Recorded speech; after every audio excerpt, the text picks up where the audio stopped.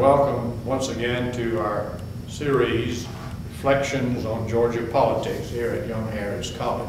We're delighted today to have as our guest the Honorable Bert Lance.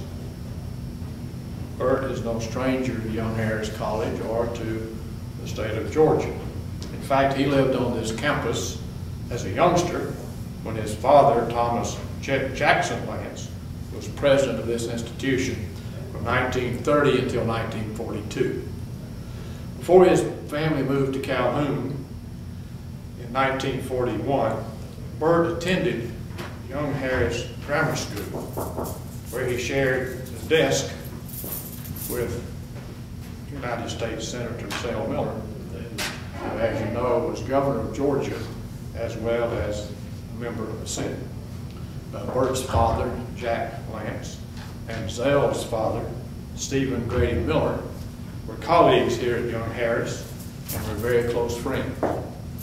Jack Lance once described Grady Miller as the best educator he ever knew. Bert is best known for his role in electing Jimmy Carter governor of Georgia and president of the United States. Carter appointed him as the director of the Office of Management and Budget in Washington, and he served there with the president during his term as president of the United States. Thomas Bertram Lance was born on July 13, 1931 in Gainesville. He graduated from high school in Calhoun, Georgia, where his father was superintendent of schools. Bert also graduated from the University of Georgia in 1951 and later studied for his graduate degree in banking at Louisiana State University and Rutgers University in New Jersey. Along the way, he met and married LaBelle David, whose grandfather established the Calhoun First National Bank, where Bert took his first job as a bank teller. It wasn't long, however, until his friendly nature and his work ethic made it clear to bank officials that he was a tremendous asset, not only to the bank, but also to the community, so they made him president of the bank. His life took a different direction in 1966 when he met a young state senator from Plains, Georgia, by the name of Jimmy Carter. The two had much in common: similar small-town backgrounds, a common vision for the future, and strong Christian values. With Bert's help, Carter ran for governor that year, but was defeated in the Democratic primary by Ellis Arnold and Lester Maddox. Maddox, you might recall, won that election over Arnold in the second primary and went on to defeat Republican Bo Calloway in an election that was finally settled by the Supreme Court of the United States, which gave the power to elect in that situation to the Georgia General Assembly. Carter, in the meantime, had already made up his mind to seek office again 4 years later in 1970. And again, he turned to his friend Bert Lance. This time, Bert and Carter fared better. Carter defeated former Governor Carl Sanders in the Democratic primary and Republican Al Suit in the general election and became governor. Carter then turned again to his friend Bert Lance and asked him to serve as Commissioner of Transportation for the state of Georgia. Carter asked Bert to reform and modernize the department that had been status quo during the administration of previous governors. And he responded by reducing the department's payroll after years of patronage on the part of governors and legislators, by overhauling the department's fiscal procedures, and by introducing Carter's proposed zero budget plan. The job of Transportation Commissioner in Georgia requires, well, demands is a better word, a close relationship with the governor. Lance's bond with Carter became even stronger as they worked together on the state's highway program.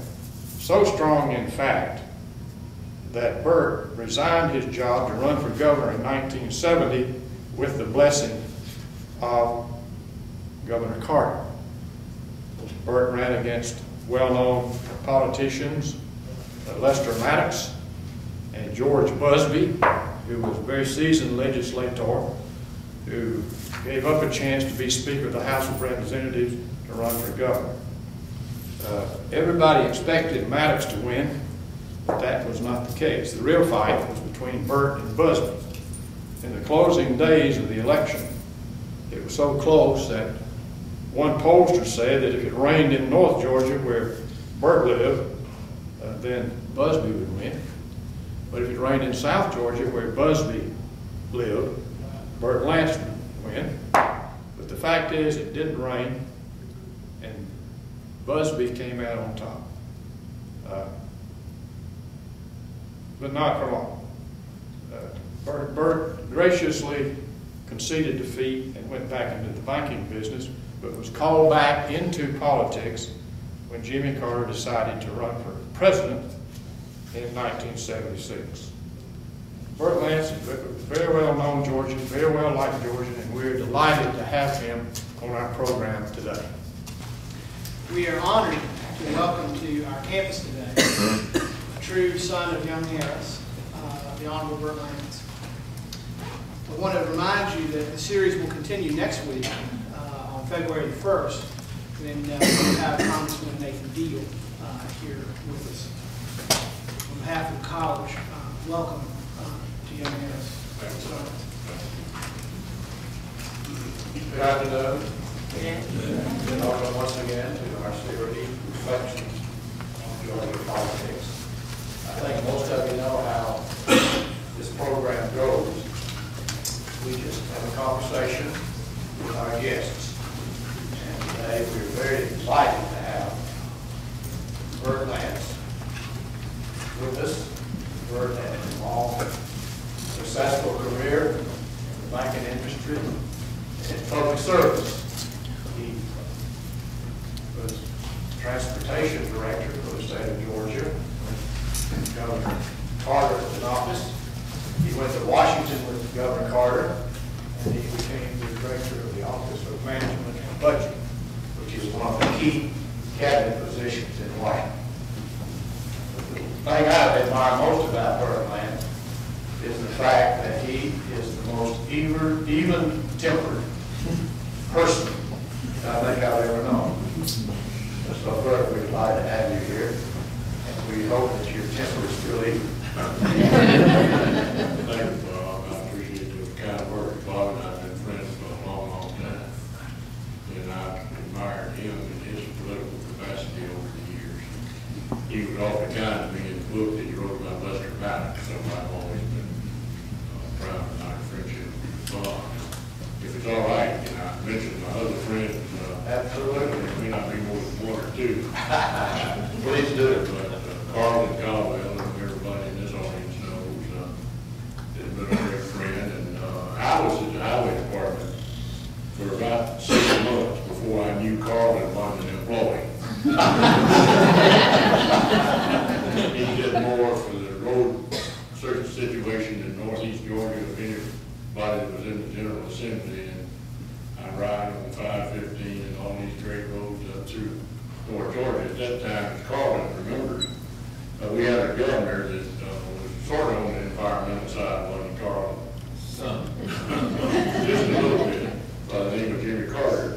And finally, he would helicopter into the mountains of North Georgia when he wanted to go whitewater rafting and what have you. And I finally told him one day, I said, you know, that's fine for you, but nobody else can get up there. And we need a highway system that will solve the problems of people back and forth into the mountain. And Carl has played a tremendous role. I've always been proud of my friendship with Carl and his family. Charles Hill is a cousin, and so I acknowledge that in my marriage. And he wrote a great book about my granddad and his granddaddy, about marriage. And so if you don't have a chance, hadn't had a chance to read it, by all means, get a copy of Charles. That doesn't cost anything. Jack Lance is another relative. When he was at Young Harris, he was a great basketball player and made all sorts of fine records here at the college. He loved Young Harris, and the rest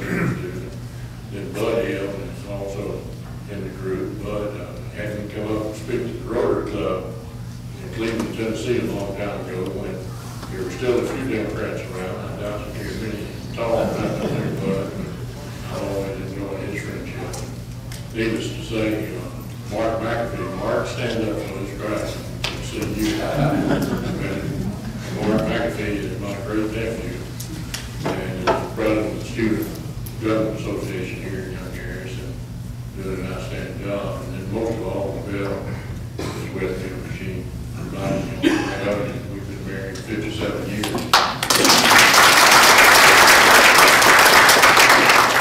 September or so. And the proper response for those of you that don't know, when you're talking about your anniversary, and when somebody says 57 years, they say that's a long time. The proper response is not near long enough. Anyway, Bob said this was sort of a loose situation, and I hope you'll feel that. John Galvin, where is John? Right there on the front row. We were in the first grade together. And she reminded me that Buddy Hall, who ran the dining room for Young Harris, would often bring me sweet potatoes, wasn't it? Well, both kind. For lunch. That he would take some part of the lunch, and so I was the envy of all the other people in the first grade because I had special treatment, so it's good to see Johnny after all these years, obviously. But I told Bob, and I make a couple of comments about Young Harris and what it's been in my life, and that to understand the relationship with Young Harris, you have to go back to my dad's day. He was born in Joey, as were some other people who made great marks in Young Harris. And he was the first honor graduate when he graduated from Young Harris in 1908.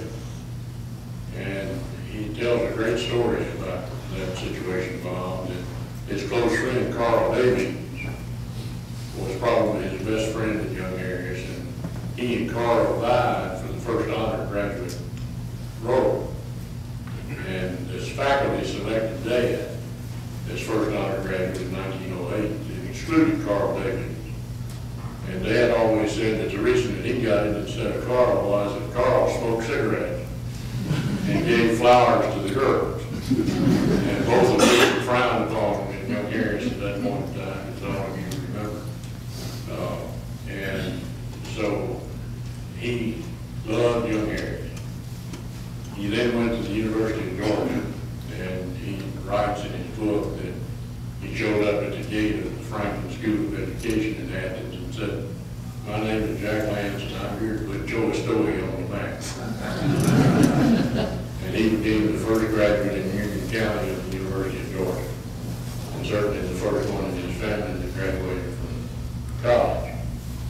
He then went on to teach at a lot of different places, Hopewell High School, and elementary school in Cumming, Georgia, right out of Young Harris. He graduated Phi Beta Kappa at the University of Georgia in 1913. He was a tennis champion, among other things. And he went on to become superintendent of schools in Waynesboro after teaching at Richmond Academy in Augusta. And he tells a story about when he went to be interviewed by the folks at Waynesboro. The principal at Richmond Academy told him he needed a new suit and he needed to dress up. And so he went out and bought a new suit and dressed up as best he could for the interview. And Mr. Bill Fulcher, some of you remember Bill Fulcher who played football at Georgia Tech, that was Bill Fulcher's son. And he asked Dad, said, "Where is your home?" He said, "I live in the mountains of northeast Georgia, where the sun comes up at 11 o'clock and goes down at 1. And I'm a full-fledged mountaineer." And Bill Fulcher looked at him and he said, "Well, you don't look like one of them things." So anyway, he then came back to Young Harris as president in 1930. But while he was a student here, while he was a teacher here, after he graduated from Young Harris, and that's a little known fact that Bob may not even know. There's not many things Bob doesn't know. In 1905 to 1909 or 10, I won't put John Wells on the spot, but Young Harris was a 4-year college and granted a 4-year degree. So Dad had 3 years here and then went on to Athens and then came back other teaching stints to teach at Young Harris. One of the reasons I'm here is that he was a teacher at Young Harris who fell in love with one of his students. And there was a great circumstance there that involved a conversation with Dr. Sharp, who was president of Young Harris at that time. There were strict rules at Young Harris: no hand holding, no contact, no dancing, nothing at that time. So Dad fell in love with my mother-to-be, and he didn't know quite how to deal with it. So he went to see Dr. Sharp and told Dr. Sharp that Dr. Sharp said when he came in his office that he knew that Dad was anxious about something and he couldn't tell exactly what it was. And so Dad said, "I've got a situation I hope you understand, Dr. Sharp. I've fallen in love with Annie Rose Irvin, and I want her to marry me. And I know that that probably doesn't suit you in regard to the relationship of the teacher and the student. But anyway," Dr. Sharp said, "Well, I understand." So Dad, having gotten permission from Dr. Sharp, then figured out that he had to learn how to speak to Mother in the situation to find out what her response might be. So he made up the story that he needed to go home and show his toy for a day or so over the weekend. And so he took her a Latin exam. And he stopped by her house in Blair. And her father came to the door and he said, "I want to see Annie Rose." Said, "She's got a problem with her Latin exam." But, well, that caused great consternation because she was a good student. And so he comes into the room and he tells her, "Don't worry about it, I made that up." Said, "Your grade is fine, but I wanted to ask you to marry me." And so she says in response, "Well, that's very sudden, and I need to think about it." And Dad said, "Well, we need to know because commencement is coming around the corner. I'm scheduled to give the commencement speech at Murphy High School on May the 14th,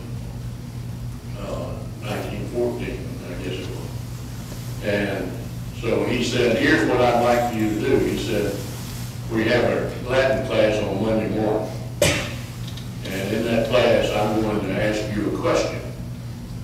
And the answer will be one of two things.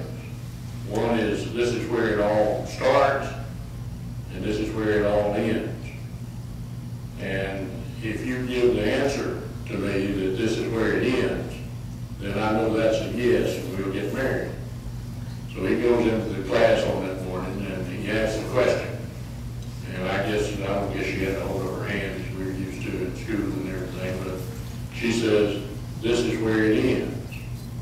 And so he knew that she had said yes in the process of being willing to marry him. And they were married within a couple of weeks after that. And she asked him what the yes meant, because what is this all about? This is where the world ends, or this is where it ends. He said, "Well, this is where the pretense of my not loving you ends, and we're all right now to let everybody on the campus know." So I'm a product of the Young Harris situation. In that regard. Although let me tell you, it was 17 years later. Anyway, the relationship with Young Harris has been one of great love and affection for all of us. Well, loves Young Harris as I do, and all our family. And I'm very proud of the work that all this group of Young Harris people, John Wells, through Bert Lance, through Wade Benson, through everybody on the faculty, do such a great job. And so I'm proud of that. Now you want to talk about politics? Well, let's not tell you what I was thinking. This might be an unfair question the whole time. You never have asked one before. But I would like you to tell us your earliest memory of Georgia politics. That's a good question. My earliest memory of Georgia politics was how proud the Young Harris community was of Ed Rivers. Georgia has been furnished two governors out of Young Harris, first being Ed Rivers and the second being Zell, obviously. And so I had the occasion of knowing Governor Rivers. He was a great benefactor in the sense of really caring about Young Harris and what it stood for. He was from Arkansas originally, and he was was always called Arkansas Eddie. And it's hard to believe that somebody from Arkansas was elected governor when he was.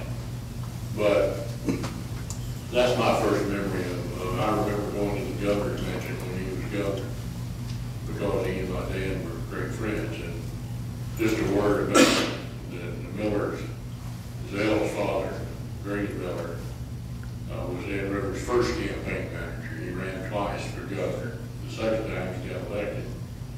And so this cadre of young Harris people always enjoyed a special place in Ed Rivers' mind, and he put my dad on the board of regents. He named Charles Reed Chief Justice of the Georgia Supreme Court, another choice story. And Zell's family was in Georgia growing up.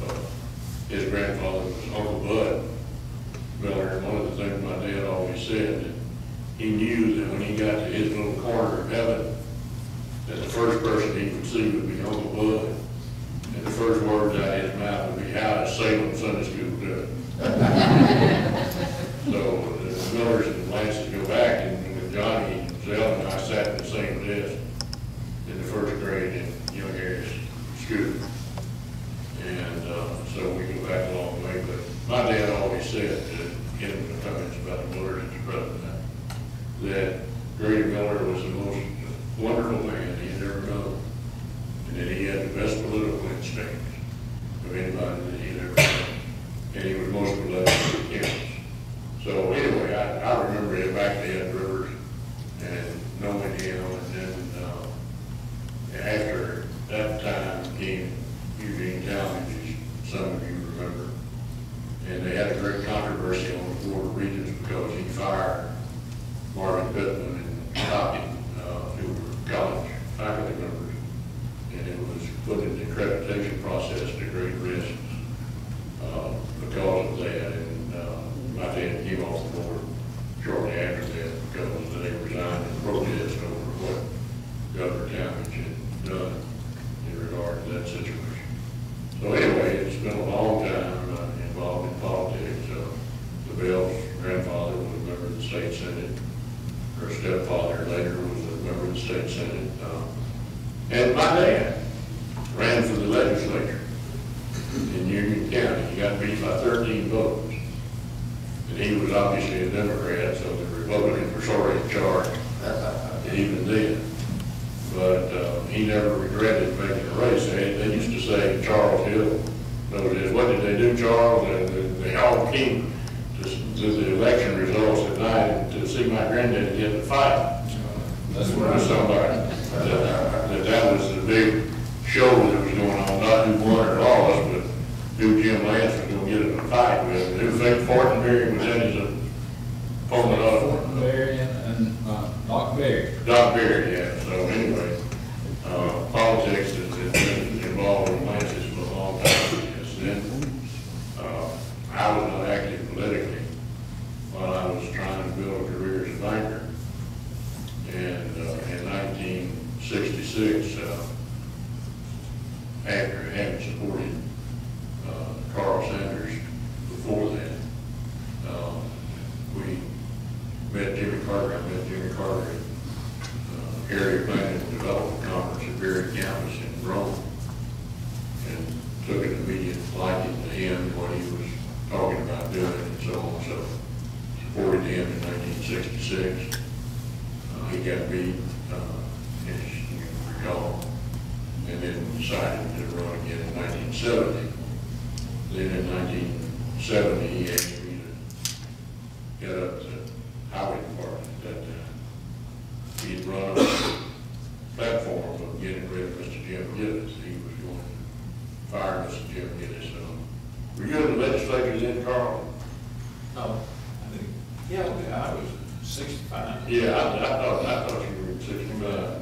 Yeah, I remember that very well. That one of the great stories that has not been told a lot, but Bill Schiff wrote about it, so you can turn into veracity about that. But they had a meeting of the State Highway Board in the posh gold room of the Capital City Club in Atlanta, as described in the paper. And Governor-elect Carter at that point came to meet with him. And some of the Gillis proponents had tried to sell him on the idea that it was not a good idea to get rid of Mr. Gillis until after the session, because Carter was determined to pass reorganization, and everybody who was Mr. Gillis thought that they needed Mr. Gillis' help, who was a strong man politically, that as Carlton can attest to.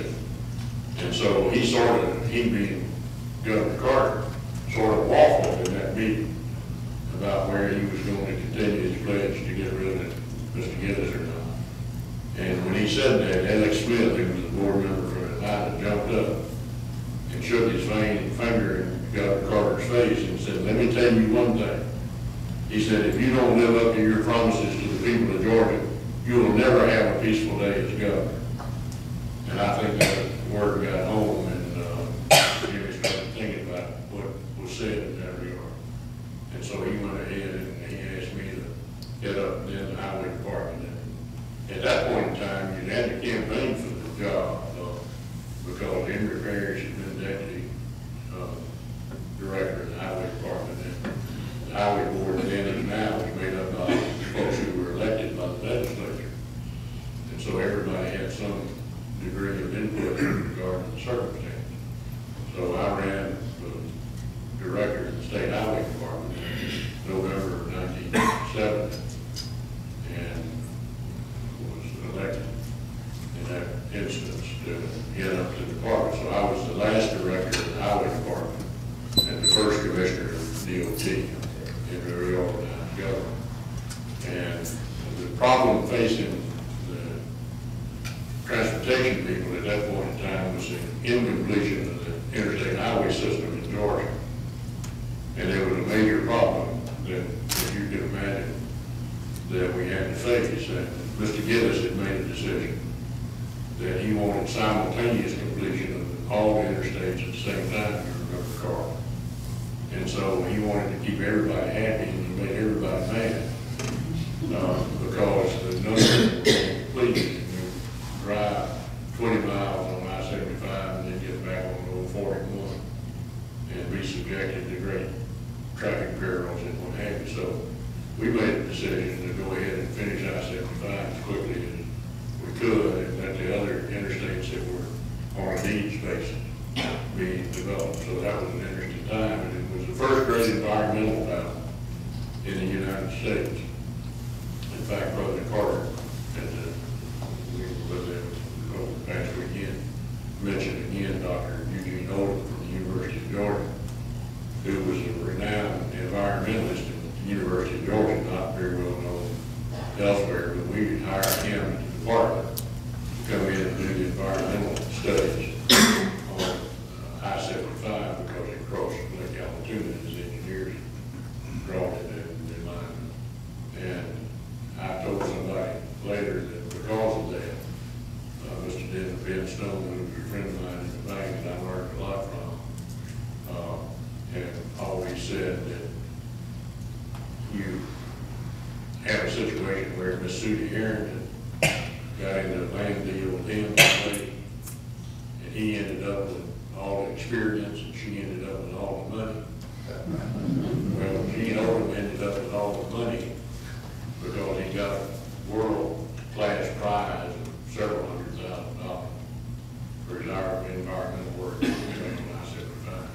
And we did finish I-75. We finished the rest of the interstate system. Pretty much we had to get through the marshlands in south East Georgia with I-95, and I-80 was not completed. I-85 was not completed. I said I-80 and I-85 and 185 through Callaway Gardens. All of those were important highways to the people not only of Georgia but all the other people. You know now today how difficult it is to make progress. You can think what it was like in 1970, 1971. Want to keep on that way? I want you mentioned reorganization. Let's talk a little bit about reorganization. There's a great story that comes out of reorganization that Carlton remembers especially, but Governor Carter was determined that he was going to reorganize Georgia governor. And by that, I can still hear him saying, we're going to eliminate all the boards, bureaus, and unnecessary elements of government in the state. And he meant that very seriously. Well, he made one big mistake early on. The first item on the agenda to eliminate was the market bulletin. And when he told me that, I said, Governor, I don't think that's a very good idea, but you can try to get it through if you can. Well, it wasn't 5 minutes after that decision that was made that Tommy Irwin was up on the 3rd floor. He already had enough votes to make sure that didn't go through. So you still get the market bulletin today, and that was not a part of reorganization. The other aspects of reorganization was to take the state health department and welfare and put them together in health and human services, or whatever the name is now. Change the game and fish to the Department of Natural Resources. And so it was a far-reaching reorganization effort. And you can imagine the trouble that we had with the Georgia General Assembly in talking about it. Because immediately you go talk to them, they just say, well, I don't want to see that change. And I have a vested interest in this or that or so forth and so on. Governor Carter was unusual in saying that we were going to pass it. But what we did, we had different legislators assigned to us. And we would have a staff meeting every morning at 7 o'clock to talk about the progress that we had made in getting commitments for them to vote in favor of reorganization. I drew Render Hill. I know this story. It's a great story. You and Carl are the only ones that remember that. But anyway, I drew Render Hill. He was from Meriwether County, as I remember, it's the state center. And a delightful human being. If there's ever been a delightful human being, Render Hill was one. So I went to see Render about the vote for reorganization. And he said, I'm really not in favor of it, but as a favor to you, I'll vote for it. I should have known something then. So anyway, the time came, and I got to tell the folks at the staff meeting and the governor, don't worry about Render, put him in the yes column. He said, are you sure about that? I said, I'm absolutely sure. I said, Render has told me he's going to vote for it. And I'm sure that he will. Well, you know, there were some other characters in the Senate at that time, Culver Kid, and some other folks that deal. But anyway, I said, well, I've done my job. You just get the rest of the folks, Governor, on the staff, to do what they're assigned to. Well, the day of the vote came. Lost by 1 vote. And Render voted against it. So I went up there as fast as I could, and I got him out of the state Senate chamber. And I said, Render, you promised me, you swore to me that you were going to vote for reorganization. He said, Commissioner, I just lied to you. And so I went back, and we did go back and on another vote. We passed reorganization, I think, by 1 vote, or whatever it was. But anyway, the reorganization efforts were something that changed the face of Georgia, in my judgment. Because one of the reasons that I ran for governor in 1974 was because Governor Carter was so fearful that if Lester Maddox were elected governor in 1974, that he would undo all reorganization. Now, you were part of that knowledge at that point in time. But he was terribly concerned that Lester Maddox would overturn every aspect of reorganization that had been passed. And it worked well. There were a lot of critics. I think, Carlin, you would agree that reorganization worked well. And it changed the face of Georgia government forever from that standpoint, because there was never any effort to go back. George Busbee was elected in 74 and continued to carry out the items of reorganization. Then where do we go next? Well, let's talk a bit about the feud between Carter and Maddox that went on forever. Went on forever. And it was a real feud. It was not a political feud. You might chime in about some aspects of that, because Bob really put it well. But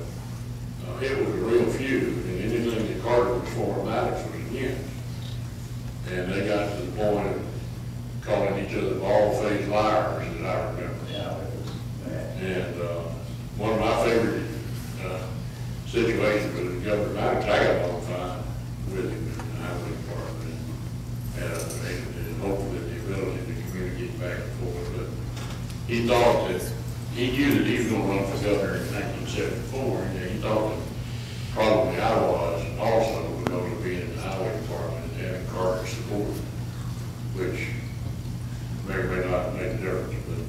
But anyway, I looked out there one day and Lester was having a press conference in front of the highway department. And so the folks in the highway department said, you might need to listen to this, and he's attacking you on the basis that you had the state highway department airplane pick up your golf clubs and see out. And I said, well, I can handle that.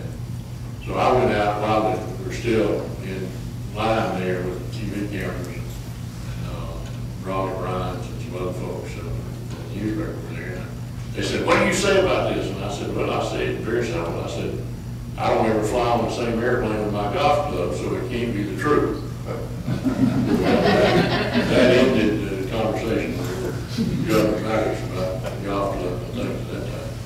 In 1974, again, he knew full well that Governor Carter was terribly opposed to anything that he might do, and he tried to do all that he could in the state senate to stop whatever legislation proposal might have been forthcoming from the Carter administration.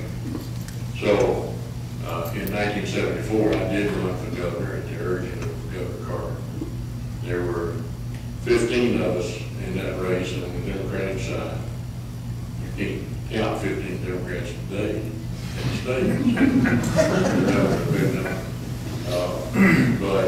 And then there were 16 if you counted Ronnie Thompson twice. Ronnie Thompson, for those of you that don't remember, was mayor of Macon, Georgia, and he carried machine guns to all the political sessions that we had because he was known as Machine Gun Ronnie. That was his way of enforcing law and order in Macon as mayor. And so he got the Republican nomination that year. And so George Busbee ran against him, Ronnie Thompson, for the governorship in 1974. But we had a crowded field, to say the least. We had Bobby Rowan, who was a member of the legislature from Enigma, Georgia. And he's an enigma in and of himself. And he got a great mind during that governor's race, Bob, you may remember. But there are two things I remember about Bob. They asked him one day where he'd been, and he said, well, I spent all day driving my pickup truck trying to chase down Lester Maddox in a Learjet. and Bert Lance in a black, deep-breathing Lincoln. And so he was quite a comedian on it.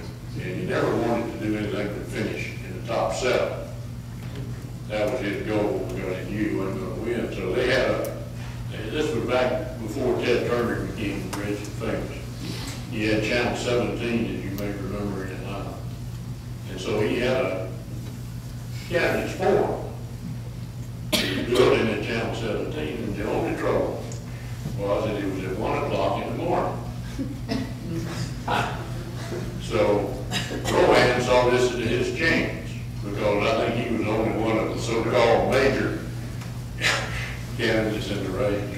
And I never will forget the first report that I got about it was that Rowan stood up in the debate and he said, I want to tell you what my platform for the future of Georgia is.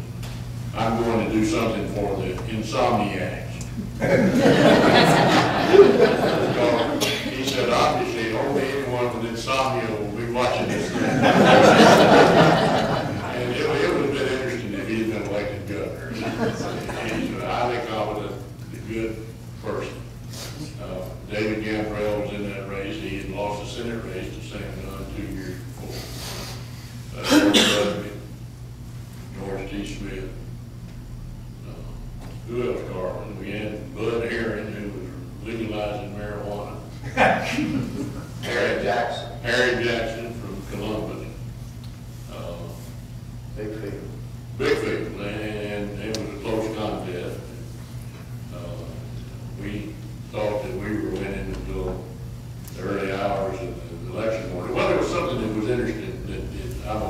was very interesting that happened. Do you remember what happened on August the 9th, 1974? This is a great trivia question. Mark, you weren't here, so I'll attempt to. Richard Nixon resigned as President of the United States. And for 4 days, the Democratic primary was on August 14th, 4 days after the resignation of Richard Nixon. And for 4 days, there was nothing on television except whether or not the country was going to survive. And that it was not put in the hands of Gerald Ford, who, guess what, had been a majority leader in the House of Representatives for a lot of years. George Busbee had been majority leader in the House of Representatives. Their time of service was about the same. And so it was awfully easy for the Busbee people to compare him to Gerald Ford. And everybody wanted Gerald Ford to succeed because of the circumstances involving the sudden resignation and departure of Richard Nixon. So I always thought that had some element of making a difference in the election in 1974. George Busbee also got the African American vote in Chatham County in Savannah. They made a difference in the race. We thought that we were in pretty good shape there. But anyway, it was a Very close race. close race. You remember what Flavor Barton said about the race? Tell them what Clayton said. Flavor Barton, who was at the time, My pollster, by the way. leading pollster, said that if it rained in North Georgia, where Bert lived, then George Busbee would get in the runoff of that mountain. And if it rained in South Georgia, where Busbee lived, then Bert would win and get in the runoff of that mountain. But it didn't rain. No, it didn't rain. It was a crooked day, as I remember. And it was a very close election. And, I've always been sorry that you didn't get in there, Bert, because you certainly deserve a career as governor of Georgia. And it might not be too late. Yeah, I think it's too late. George Busbee was a good governor. He had the legislative background and experience to do a good job. He did a lot of things that were important to the future of Georgia. He and I had a good relationship in regard to his governorship. In fact, he went a little astray. Some of this is inside talk that you may not be interested in, but usually. But there was a vacancy created in the DOT because I had to resign back in 1973 because there was an arcane statute on the Georgia books that a highway director could not seek public office for a period of 12 months before the election on the basis that you could use hot tar and asphalt to influence votes, which would never be done. But anyway, I lived down in Musgrove, sort of the commissioner of DOT in the process. And so after Busbee was elected, he called me one day and asked me to come by. He said, I decided to appoint Roger Brown, who was a highway contractor from Gaines, as commissioner of DOT. And I said, Governor, that's not a good idea. Having been there and tried to reorganize the department and make it responsive, you're making a big mistake. And he said, well, what would you do? And I said, well, I would appoint Tom Moore.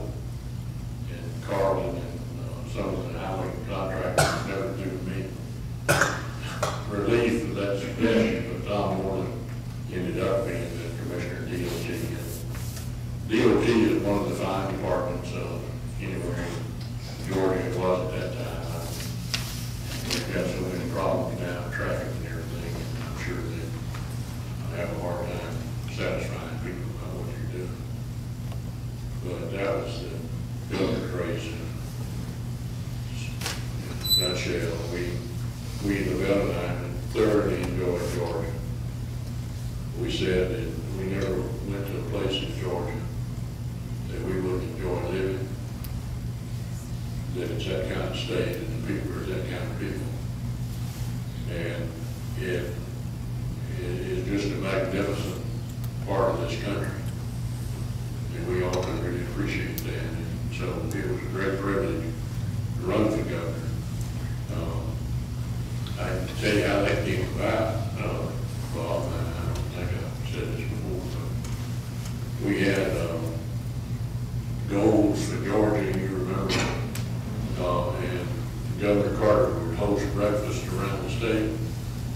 It was part of the reorganization effort to change some of the things which were highly controversial.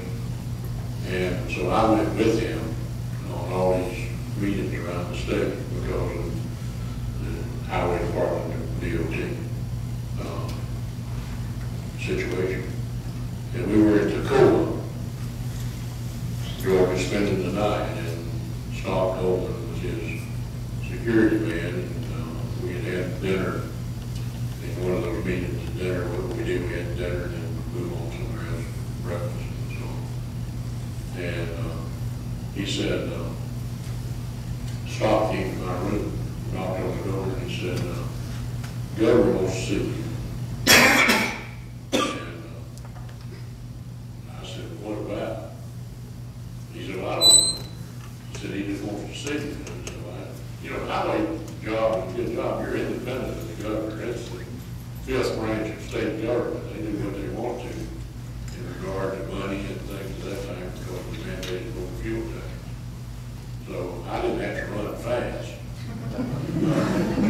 So I went up to his room and he said, I want to talk to you about something. And I said, what is that? He said, well, I want you to run for governor to succeed me. And I said, well, that's interesting. I never have run for public office. No, not sure that I want to, and I'm not sure what LaBelle and the rest of the family might say about it, and so on and so on. So, but he said it's important to me because if I see Lester Maddox in the governor's office, I know all my effort would have been phenomenal. And he really felt strongly about that. He loved reorganization and what he'd done. And I said, well, I'll have to think about it. I'll let you know as time comes and goes. And so after a lot of heart searching and talking to the LaBelle and the family and everybody, I did run. And I said I got beat in the process. But it was a great experience to run the state highway department. Somebody was reminding me this past weekend that one of the tragic things that happened while I was commissioner on election night in 1972, some of you will remember the bridge struck them. It was struck by a tanker at Brunswick facility near Bridge, which was a drawbridge. The draw was open, and there was a freighter coming through it and hit the supports and killed 13 people who were backed up on the bridge before it didn't go back down. And that was an interesting circumstance because those of you that know the area know that at that time US 17 was the only direct route from South Carolina to Florida along I-95. Well, not now, but I-95 wasn't completed at that point in time. And so it was a major circumstance of people suffering economically in the Brunswick area because of the road being down to the bridge out. And the folks at the department rebuilt that bridge in 6 months to the day. On election night in 1972, 6 months later in May, the bridge was open to the public now. Those of you that have been down there know what a magnificent bridge is there. But I was always proud of the performance of folks in the highway department. Let me ask you this question. I read an interview not long ago that Governor Carter gave the press in 1971. And he said I'm sorry, the interview said that in 1971 he had already made up his mind to run for president. Is that generally known and among his inner circle, or did that come as some surprise when he announced? Well, it depends on what you define as inner circle as, and I'll tell you what I mean by that. That's a singular date. His birthday is October the 1st.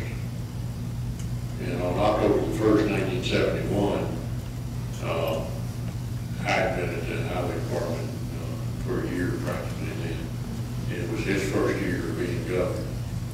And Lavelle and I had a dinner party, birthday party for him in Atlanta. And had some of his close friends, not necessarily just political friends, but other friends. And during the course of that, this may sound like it's bragging, but as Dizzy Dean said, when you're done it ain't bragging.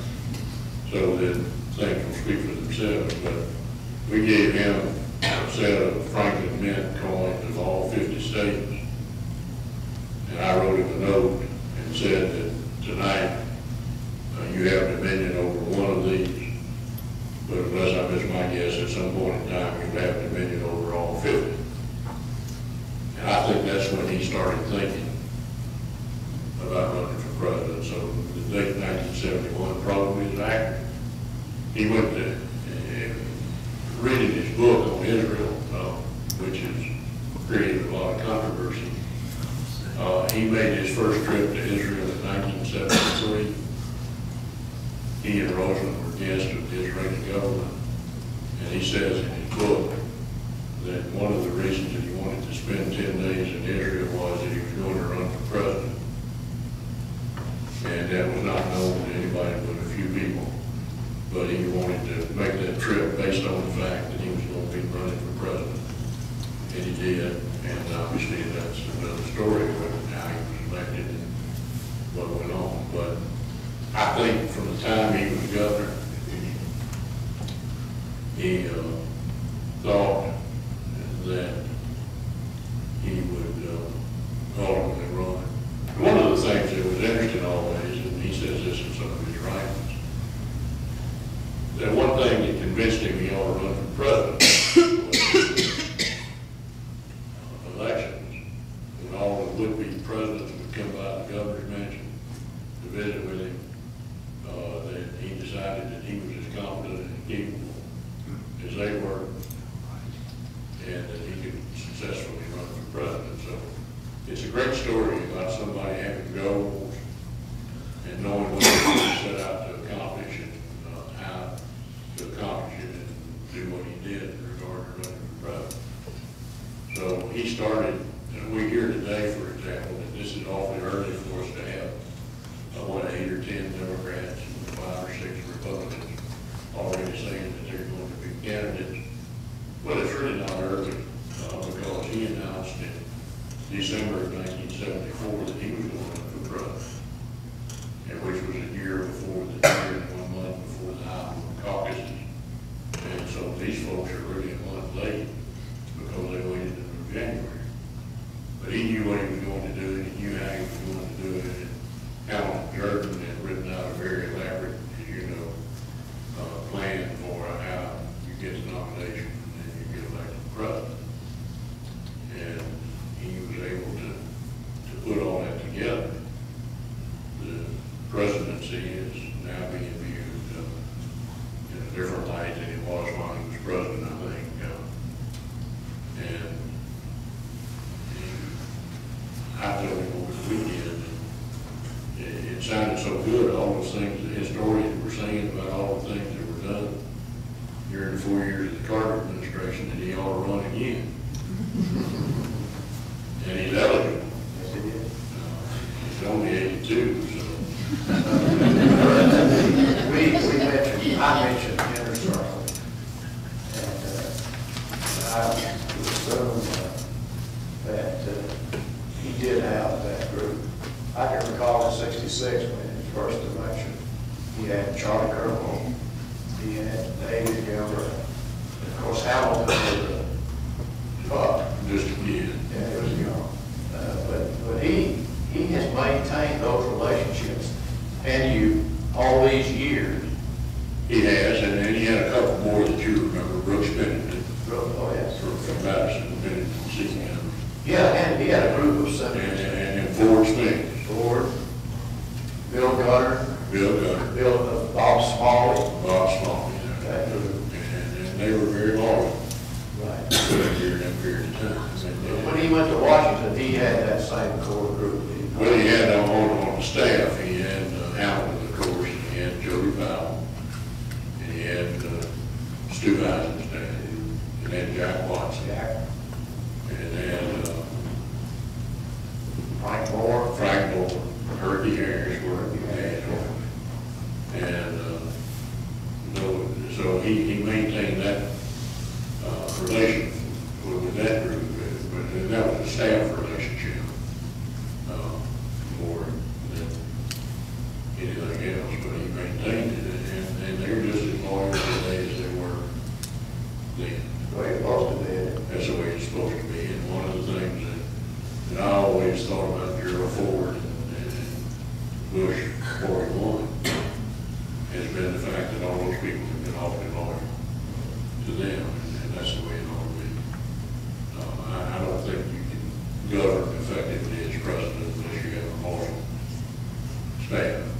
The cabinet sometimes strays.